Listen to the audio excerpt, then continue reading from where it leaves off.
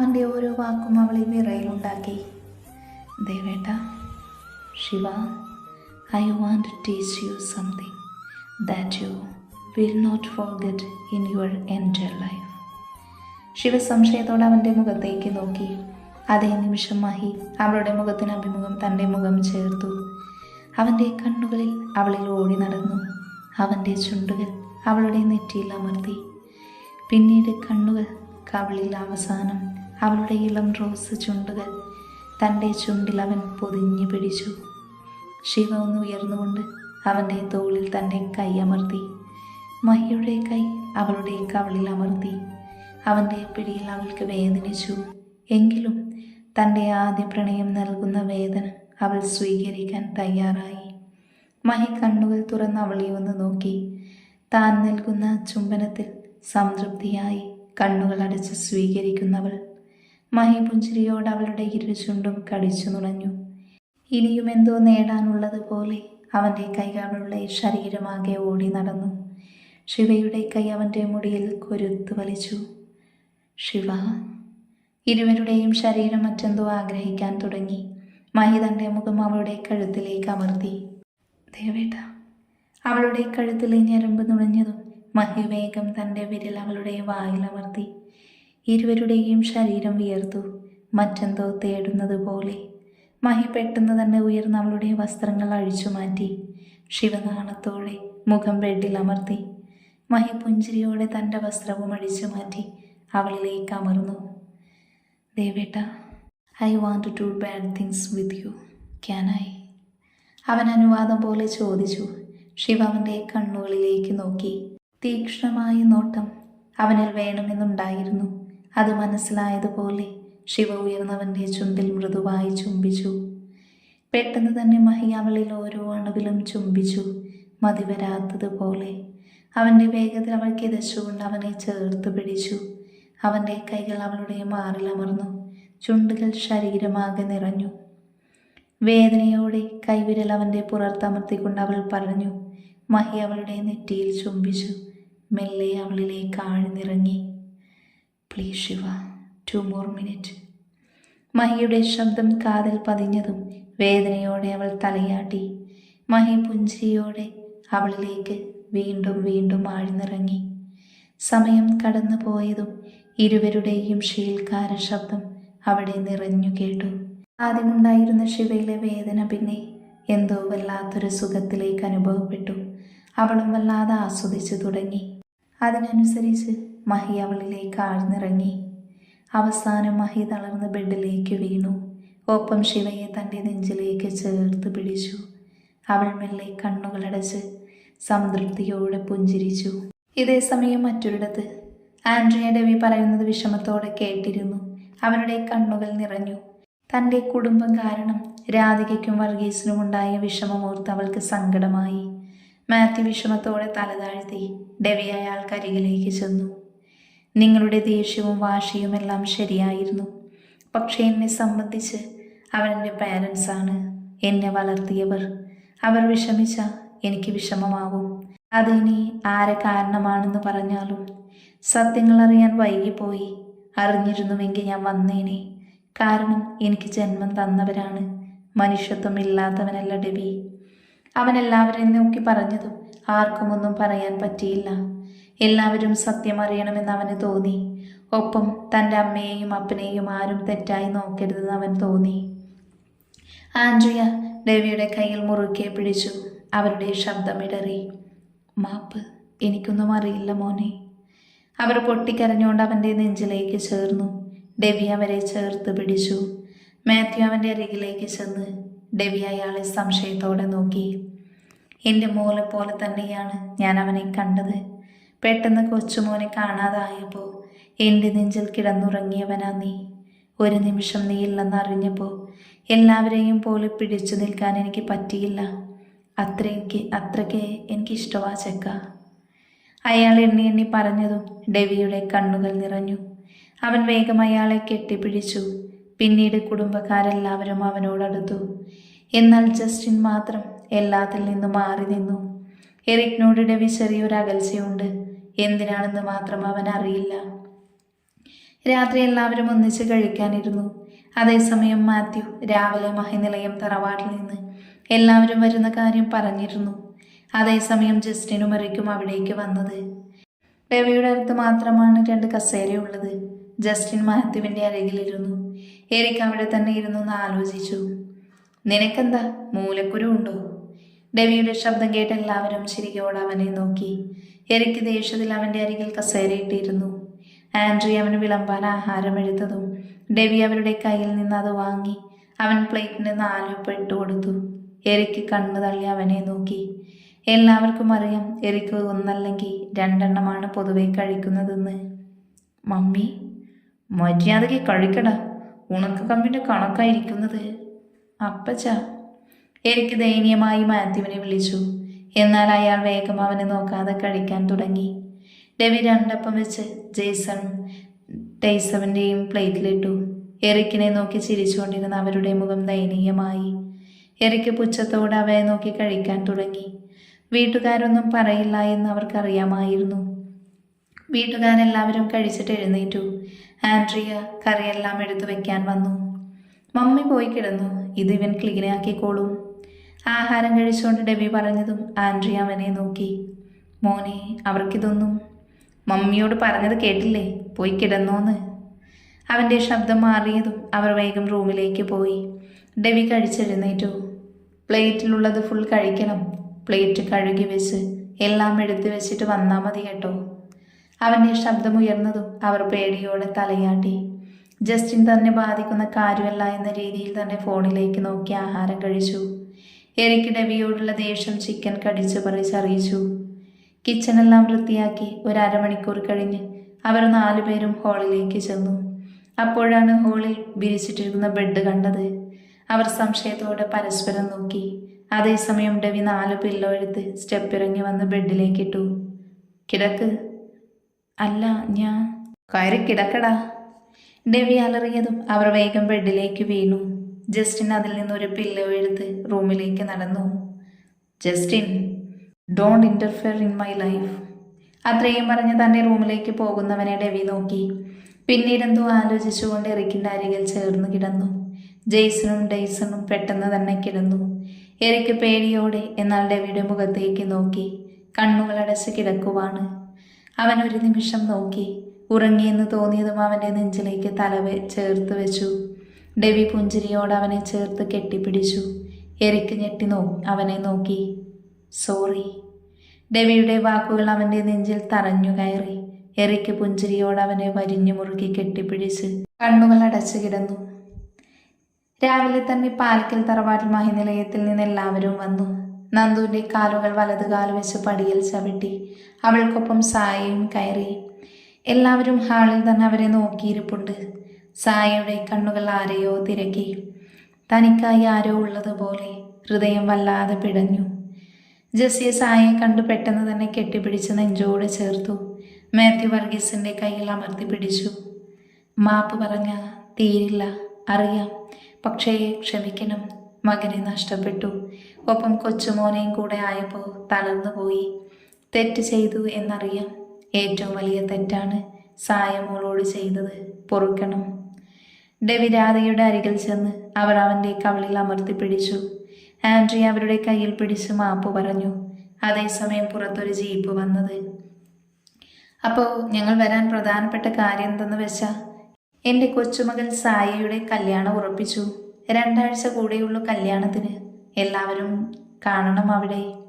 ജസ്റ്റിനകത്തേക്ക് കാൽ വെച്ചതും തൻ്റെ ചെവിയിൽ തുളഞ്ഞു കയറിയ വാക്കുകൾ തലച്ചോറിൽ ബാധിച്ചു. അവൻ സംശയത്തോടെ മുന്നിലേക്ക് നോക്കി. തല ഉനിച്ച് നിൽക്കുന്നവളെ അവൻ ദേഷ്യത്തിൽ നോക്കി. എന്നാൽ പെട്ടെന്നാണത് സംഭവിച്ചത്. ഒരു രൂപം കാറ്റ് പോലെ അവളുടെ അടുത്തേക്ക് വന്ന് വേഗത്തിൽ അവളെ കെട്ടിപ്പിടിച്ചു. മുഖമാകെ ചുംബനങ്ങൾ കൊണ്ട് മൂടി. നന്ദുസേ. എറിക്ക് അവളെ വരിഞ്ഞു മുറുക്കി പിടിച്ചു. എല്ലാവരും സംശയത്തോടെ അവനെ നോക്കി. പെട്ടെന്നുള്ള അമ്പരപ്പ് മാറിയപ്പോൾ തന്നെ നന്ദുവും അവനെ ചേർത്ത് പിടിച്ച് അവൻ്റെ കണ്ണുകൾ തിളങ്ങി. എന്നാൽ ഇതേ സമയം ഡെവിയുടെ മുഖം ദേഷ്യം കൊണ്ട് ചുവന്നു തുടുത്തു. എറിക്ക് തൻ്റെ നെഞ്ചിലേക്ക് നന്ദുവിനെ ചേർത്ത് പിടിച്ചത് അവന് തീരെ ഇഷ്ടപ്പെട്ടില്ല. മമ്മി, ഇതാ എൻ്റെ നന്ദു, എൻ്റെ കൂടെ ചെന്നൈയിൽ പഠിച്ചത്. എറിക്കിൽ നിന്ന് എല്ലാവരും നന്ദുവിനെ പറ്റി കേട്ടിട്ടുണ്ട്. എന്നാൽ ആദ്യമായിട്ടാണ് കാണുന്നത്. എല്ലാവരും സന്തോഷത്തോടെ അവളെ ചേർത്ത് പിടിച്ചു. ഡെവി ദേഷ്യത്തിൽ കൈ ചുരുട്ടി പിടിച്ചു. പിന്നീട് വീട്ടുകാരെല്ലാവരും കല്യാണക്കാരും സംസാരിക്കാൻ തുടങ്ങി. സായി കുറച്ചു നേരം അവിടെ തന്നെ നിന്നു. പിന്നീട് അമ്മമാർക്കൊപ്പം കിച്ചണിലേക്ക് കയറി. അതേസമയം അവിടേക്കൊരു കാറ് വന്ന് നിന്നത്. അതിൽ നിന്ന് അത്യാവശ്യം മോഡേൺ ലുക്കുള്ള പെൺകുട്ടി പുറത്തേക്ക് ഇറങ്ങി. അവൾ പുച്ഛത്തോടെ വീടിന്റെ പരിസരം നോക്കി അകത്തേക്ക് കയറി. അവളുടെ കണ്ണുകൾ വജ്രം പോലെ തിളങ്ങി. ഹാളിലേക്ക് കയറി വന്ന പെൺകുട്ടിയെ കണ്ട് പാലക്കൽ തറവാട്ടുകാർ പുച്ഛത്തോടെ നോക്കി. മഹിനിലയത്തിലെ എല്ലാവരും സംശയത്തോടെയും നോക്കി. നീ എന്താ ഇവിടെ? അതെന്നെ വർത്താനമാവല്യപ്പച്ച. എൻ്റെ കെട്ടിയോൻ്റെ വീട്ടിലേക്ക് എനിക്ക് കയറി വരാൻ പറ്റില്ലേ? ഹാളിലെ ബഹളം കേട്ട് സ്ത്രീജനങ്ങൾ പുറത്തേക്ക് വന്നു. ഹാളിൽ നിൽക്കുന്നവരെ കണ്ട് ജെസ്സി വെറുപ്പോടെ നോക്കി. ജൂലി? സായും നന്ദുവൻ സംശയത്തോടെ പരസ്പരം നോക്കി. അതേസമയം ജൂലി സംശയത്തോടെ പരിചയമില്ലാത്തവരെ നോക്കി നിന്നു. അപ്പോഴേക്കും ജസ്റ്റിൻ സ്റ്റെപ്പിറങ്ങി പുറത്തേക്ക് വന്നു. കുറച്ചു മുന്നേ വീട്ടുകാർ സായിയുടെ വിവാഹകാര്യം പറഞ്ഞപ്പോൾ അകത്തേക്ക് കയറി പോയതായിരുന്നു. കൊണ്ടത്തെ വിളിച്ചുകൾക്ക് കയറി നിരങ്ങാനുള്ളതല്ല പാലക്കൽ തറവാട്. അയാൾ ദേഷ്യത്തിൽ അലറി. ജൂലി അയാളെ പുച്ഛത്തോടെ നോക്കി മുഖം തിരിച്ചു. പെട്ടെന്നാണ് അവൾ ജസ്റ്റിനെ കണ്ടത്. കണ്ണുകൾ വിടർത്തി അവൾ വേഗം അവൻ്റെ അരികിലേക്ക് ചെന്ന് കെട്ടിപ്പിടിച്ചു. എന്നാൽ ജസ്റ്റിൻ ഒന്നും പറഞ്ഞില്ല. കൈകെട്ടി തന്നെ നിന്ന് സായ ചുണ്ടുകൂർപ്പിച്ച് അവനെ നോക്കി. Hi sweet husband, do you miss me? അവൾ പതിയെ അവനോട് ചോദിച്ചു. ഇതേ സമയം മറ്റൊരിടത്ത് നിർത്താതെയുള്ള നോട്ടിഫിക്കേഷൻ സൗണ്ട് കേട്ടാണ് മഹി കണ്ണുകൾ വലിച്ചു തുറന്നത്. അപ്പോഴാണ് അവൻ ശ്രദ്ധിച്ചത് തൻ്റെ നെഞ്ചിൽ നഗ്നമായി കിടക്കുന്ന ശിവയെ. അവൻ പുഞ്ചിരിയോടെ അവളെ ബെഡിലേക്ക് ഇറക്കി കിടത്തി. ടേബിളിൽ നിന്ന് ഫോൺ കയ്യിലെടുത്തു. യക്ഷ് എന്ന നമ്പറിൽ നിന്നായിരുന്നു മെസ്സേജ്. മഹി നിലത്ത് നിന്ന് ഷോട്ട് എടുത്തിട്ട് ബാൽക്കണിയിലേക്ക് പോയി. മെസ്സേജ് തുറന്നു നോക്കി. ഒരു വീഡിയോ ആയിരുന്നു. സായി അവിടുത്തെ എല്ലാ ജോലിയും ചെയ്യുന്ന വീഡിയോ. ആദ്യം ആഹാരം വയ്ക്കുവാണ്, അതും പുറത്താണ്. വലിയ പാത്രത്തിൽ അരി കഴുകി വൃത്തിയാക്കിയിടുന്നു. കണ്ടാലറിയാം 10 നാഴി കാണും. പിന്നീട് കറി വയ്ക്കുന്നു, മീൻ വൃത്തിയാക്കുന്നു. ക്ഷീണത്തോടെ ഇടയ്ക്കിടയ്ക്ക് മുഖം തുടക്കുന്നുണ്ട്. മഹി ഫോൺ ഓഫ് ചെയ്തു. 1 മണിക്കൂർ നീണ്ടു നിൽക്കുന്ന വീഡിയോ ആണത്. ഇനിയും കാണാൻ ത്രാണിയില്ലാത്തതുപോലെ. അവൾ അർഹിക്കുന്ന ശിക്ഷയാണ്. അവൻ്റെ ജീവനാണ് അവൾ തകർത്തത്. ഒപ്പം എൻ്റെ പെണ്ണിൻ്റെയും ഡയാന മോളുടെയും. നിന്റെ മരണത്തിൽ പോലും എനിക്ക് വിഷമമില്ല Sai, because you deserve death. Mahi കുറച്ചു നേരം അവിടെ നിന്ന് അകത്തേക്ക് കയറി. അതേസമയം ഡിം ലൈറ്റിൻ്റെ വെളിച്ചത്തിൽ ശിവയെ കണ്ട്. ദേഹത്തിന് ഷീറ്റ് അടർത്തി മാറ്റിയിട്ടുണ്ട്. അവൻ പുഞ്ചിരിയോടെ തൻ്റെ ഷോർട്ട് ഊരി മാറ്റി അവൾക്കരികിലേക്ക് ചേർന്ന് കിടന്നു. കൈകൾ അവളുടെ വയറ്റിലമർത്തി. ദേവേട്ട. ശിവമെല്ലെ കണ്ണുകൾ വലിച്ചു തുറന്ന് അവൻ്റെ അഭിമുഖം കിടന്നു. കണ്ണുകൾ ഉയർത്തി അവനെ നോക്കി. അവൻ്റെ കണ്ണുകൾ അവളുടെ ചുണ്ടിലായിരുന്നു. പെട്ടെന്ന് തന്നെ അവൻ അവളുടെ ചുണ്ടുകൾ തൻ്റെ നാവുകൾ കൊണ്ട് തഴുകി. I cannot control myself, please Shiva. Shiva കൈകൾ വിടർത്ത് അവൻ്റെ കഴുത്തിലൂടെ ചുറ്റി. ഒരു നിമിഷം മഹി അങ്ങനെ നിന്നു. പെട്ടെന്ന് അവളുമായി ഒന്ന് മറിഞ്ഞു. അവളുടെ ചുണ്ടുകൾ കടിച്ചു നുണഞ്ഞു. സമയമൊട്ടും കളയാതെ അവൻ്റെ കൈകൾ രണ്ടും അവളുടെ ഇരുമാറും അമർത്തി ഞെരിച്ചു. ശിവവേദനയോടെ ഒന്ന് പൊളിഞ്ഞു. ഒപ്പം കൈവിരൽ അവൻ്റെ മുടിയിൽ കോർത്ത് വലിച്ചു. മഹിയുടെ മുഖം പെട്ടെന്ന് തന്നെ അവളുടെ മാറിലേക്ക് അമർത്തി. ഒപ്പം കടിച്ചു നുണഞ്ഞിരുന്നു. ദേവേട്ട, make more noise Shiva, I want to hear madly. അവളുടെ മാറിൽ അവൻ ശക്തിയായി കടിച്ചു. ശിവവേദനയോടെ അലറി. മഹി അവളുടെ ശബ്ദം ലഹരി പോലെ തൻ്റെ കാതിലേക്ക് ആവാഹിച്ചു.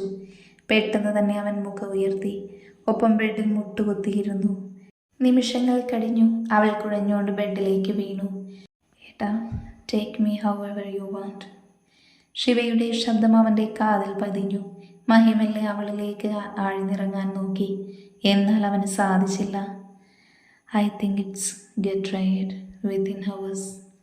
അവൻ്റെ വശ്യമായ ശബ്ദം ശിവ പുഞ്ചിരിയോടെ അവനെ നോക്കി കിടന്നു.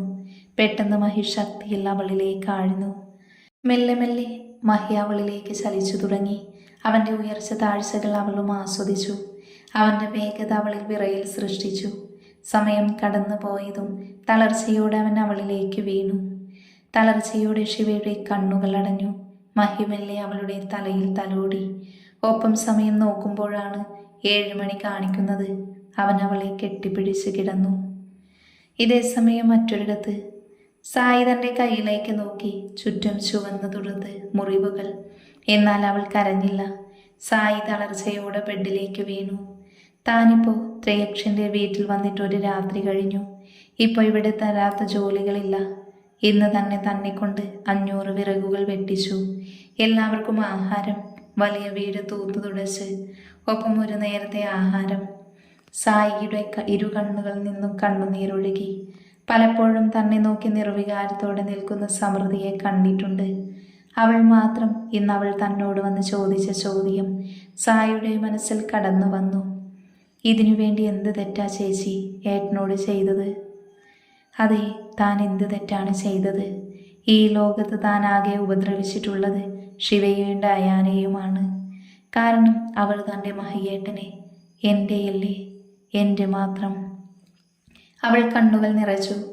ഇന്ന് ഏട്ടൻ പോലും ഇല്ല തനിക്ക്. താൻ അവരുടെ കൂടെയില്ല. എന്തുകൊണ്ടാണ് അന്വേഷിക്കാൻ വരാത്തത്? ആദ്യമായി സായിക്ക് കുറ്റബോധം തോന്നി. അവൾ തൻ്റെ മുന്നിൽ ജീവിക്കാൻ വേണ്ടി പിടഞ്ഞ ശ്യാമിൻ്റെ മുഖം ഓർമ്മ വന്നു.